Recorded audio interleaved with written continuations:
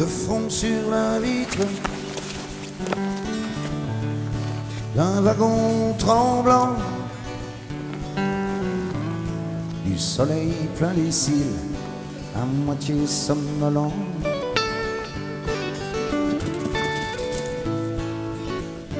Les images défilent, mes pensées s'enfuient au-delà des banlieues, des cités engourdies.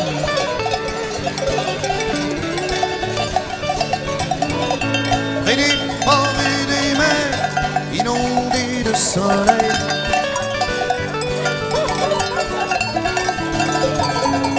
poussés par des vents chauds, les cargos font la belle.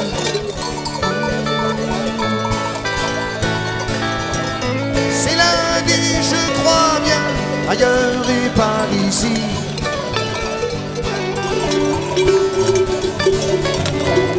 Crois pas dans le matin, je continue ma vie.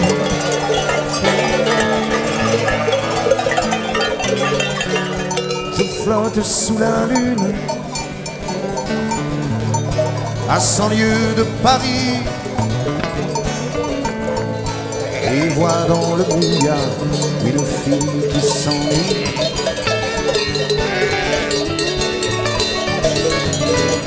Je voudrais la saisir, elle s'est envolée.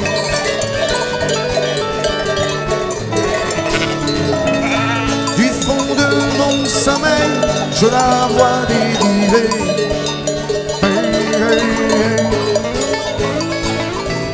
C'est lundi, je crois bien, ailleurs et par ici.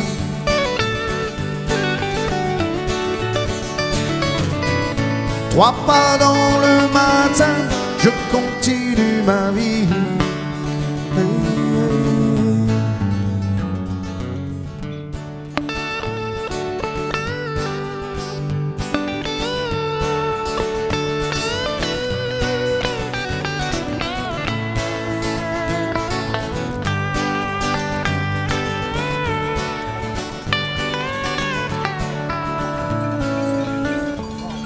Briser le rêve à 30 coups de sifflet. Les bars, les trottoirs, trop de gens, trop de bruit.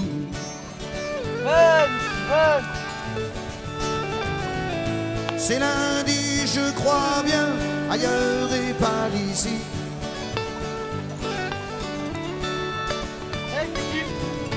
Trois pas dans le matin, je continue ma vie.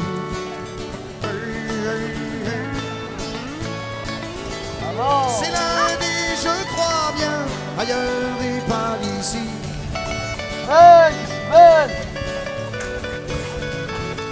Trois pas dans le matin, je continue ma vie.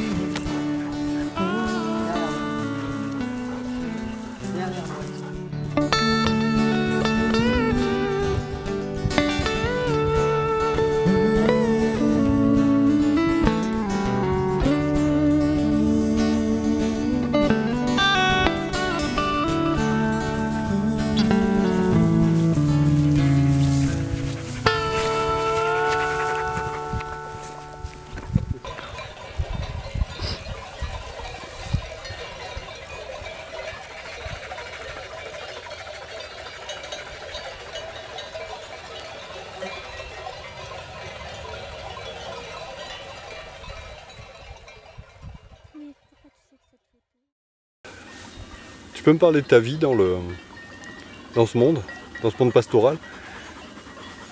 Pourquoi tu as choisi ce métier et ce que tu en retires?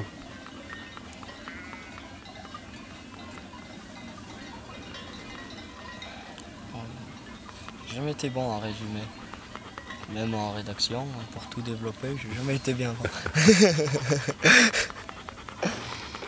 Alors, tu as choisi quand? À quel moment tu savais que tu voulais... tu es berger donc, ou être berger, tu vas devenir berger? C'est ça? ouais. À partir de quand tu as su que tu allais faire ce métier? Eh ben, à partir du mois de juin, quand François voulait pas faire à plein temps. Et ton choix d'études, c'était pour faire ça? C'était Bah ouais, un bac pro agricole, ouais, c'était pour l'élevage des brebis, ouais. une journée de berger ici, ça se déroule comment? Quand il fait le brouillard, tu cours après les brebis toute la journée. Quand il fait beau temps, tu fais la sieste toute la journée. Je suis pas sûr que ce soit vraiment ça, vu la manière dont je t'ai vu courir, ne serait-ce qu'hier sous le soleil, mais là, Après, je fais la sieste un moment quand même. là, ce matin on est donc parti de la bergerie, tu as donné du sel. Tu peux m'expliquer à quoi ça sert? Eh ben tous les ruminants sont obligés de manger du sel pour leur métabolisme. Après, la phrase exacte. C'est vrai pour. Là en gros le programme de la journée, donc on s'est levé, tu as sorti les bêtes, etc.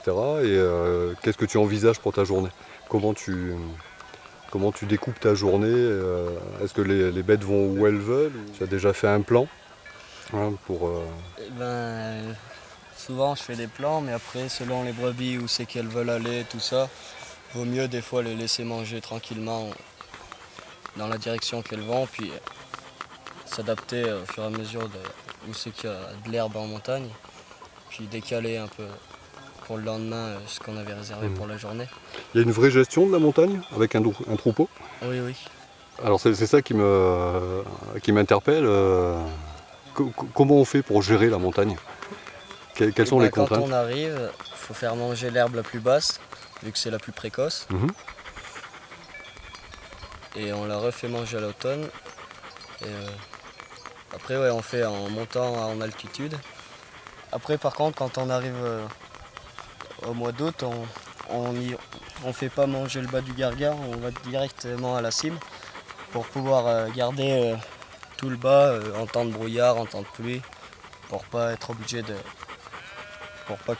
Pour qu'il reste de l'herbe à côté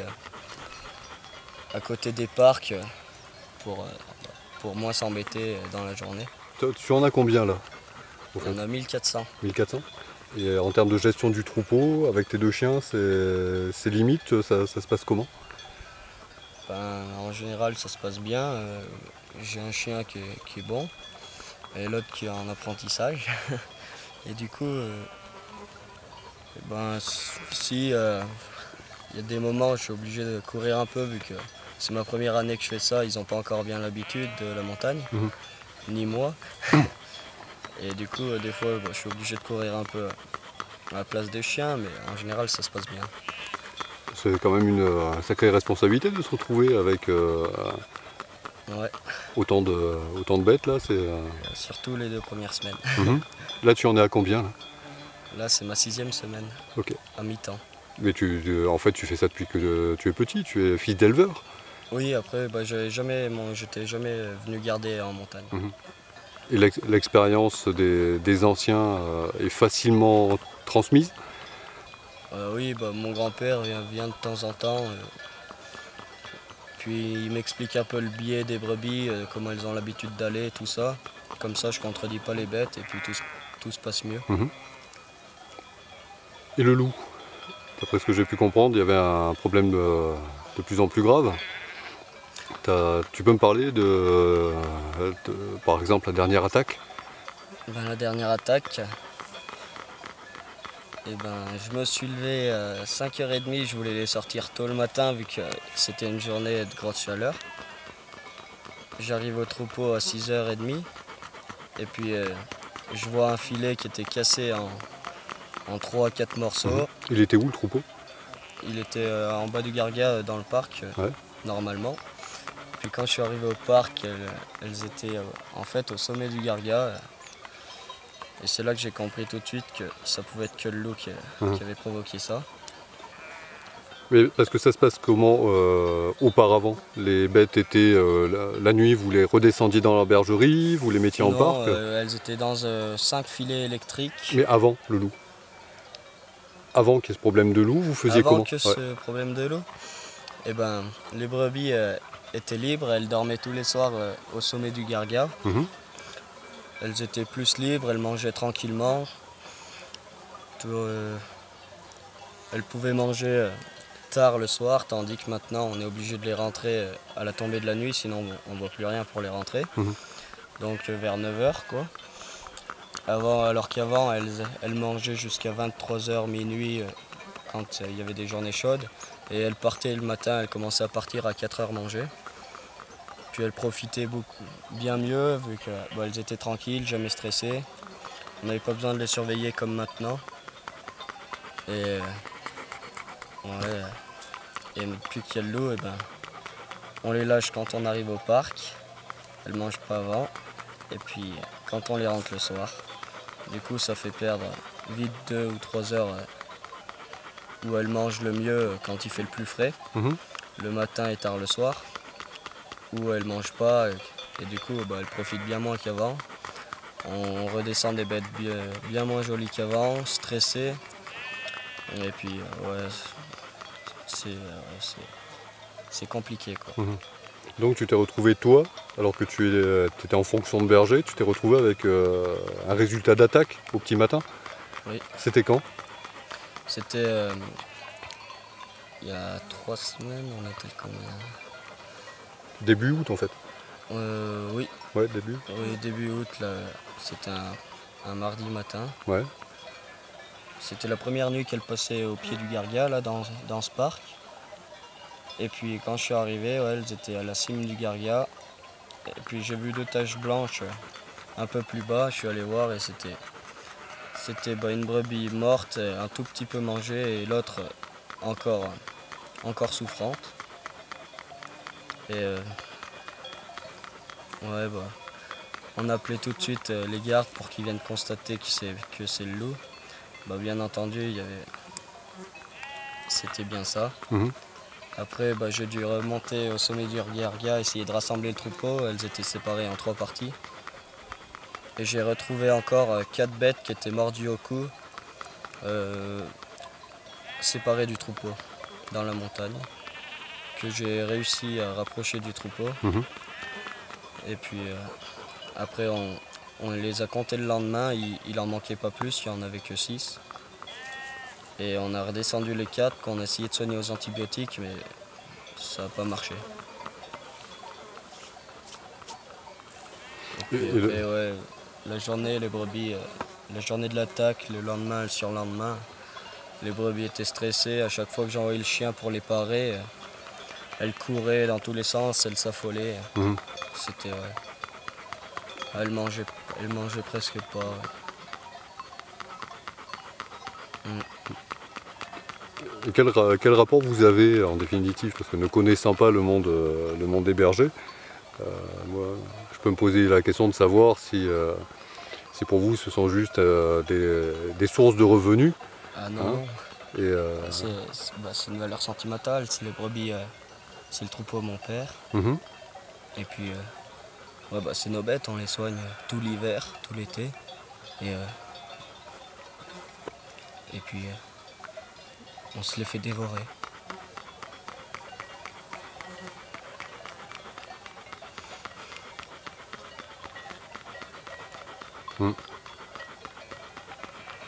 Et là, 3 semaines après, Ça arrive des nuits encore qu'elle bouge un peu. Mhm. On pense qu'il est là, on se lève, on va voir. Puis on tourne en rond dans le lit. Et puis, c'est pas une vie, quoi.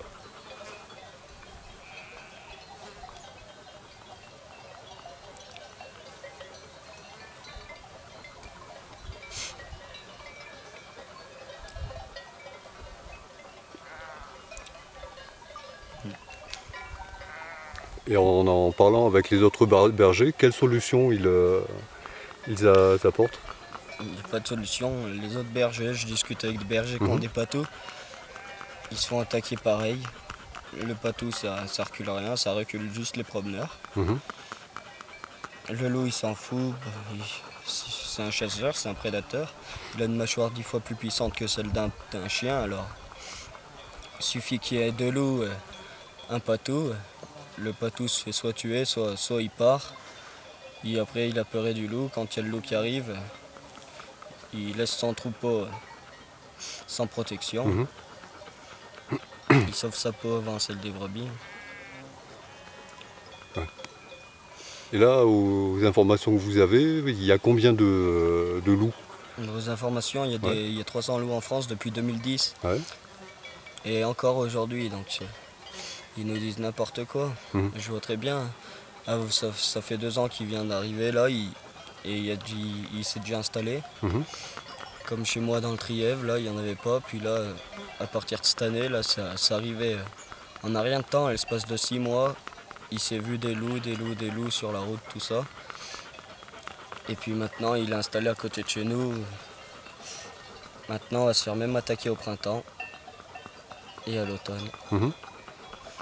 Et puis, la solution, le loup s'adapte à tout. Hein. Il n'y a pas de solution. La solution, c'est de les éradiquer. On ne peut pas les réguler, ça ne servira à rien. Ils attaqueront toujours. Ils trouveront toujours le moyen d'attaquer. Il n'y a pas de solution, il faut juste les éradiquer. Comme avaient fait les anciens dans toutes les montagnes d'Europe. Enfin, France, Italie, quoi.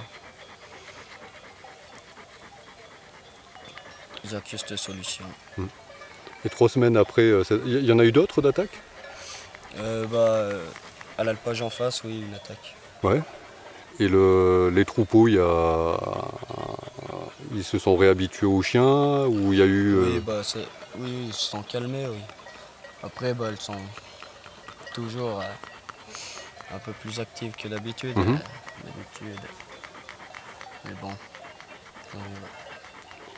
Puis, de toute façon, ça va retomber. Hein. Et là, donc, ton troupeau, pour cette journée, il est en train de remonter. Oui. Tu peux m'expliquer un petit peu quel va être ton travail? Eh ben, Là, parce que ça a l'air cool la vie de berger pour l'instant là.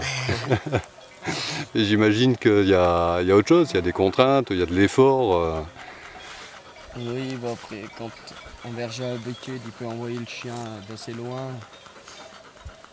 Il l'écoute de loin, du coup il peut diriger le troupeau sans forcément marcher. Là après, les brebis, elles vont continuer dans cette direction, puis après, quand il va faire trop chaud, elles vont s'installer à la chaume habituelle. Ce matin, j'ai vu que que le troupeau était resté seul pendant un petit moment et que tu es arrivé par en bas. Qu'est-ce qui s'était passé? Je suis allé chercher une brebis qui traînait parce qu'elle était malade. Et du coup, je l'ai rapprochée du troupeau pour qu'elle puisse les rejoindre plus tard. Et tu as fait comment pour ça? Et j'ai dû la porter sur 30 mètres pour la mettre au plat. Donc c'était un peu dans une côte. Et là, elle est où? Là, elle est pas partie dans la bonne direction, elle est allée vers le parc. Et puis, de toute façon, elle n'a plus de force, elle s'est couchée vers le parc là-bas. Je la rentrerai à la bergerie demain matin. Ok. Eh bien, je te remercie. De rien. C'est lundi, je crois bien, ailleurs et par ici.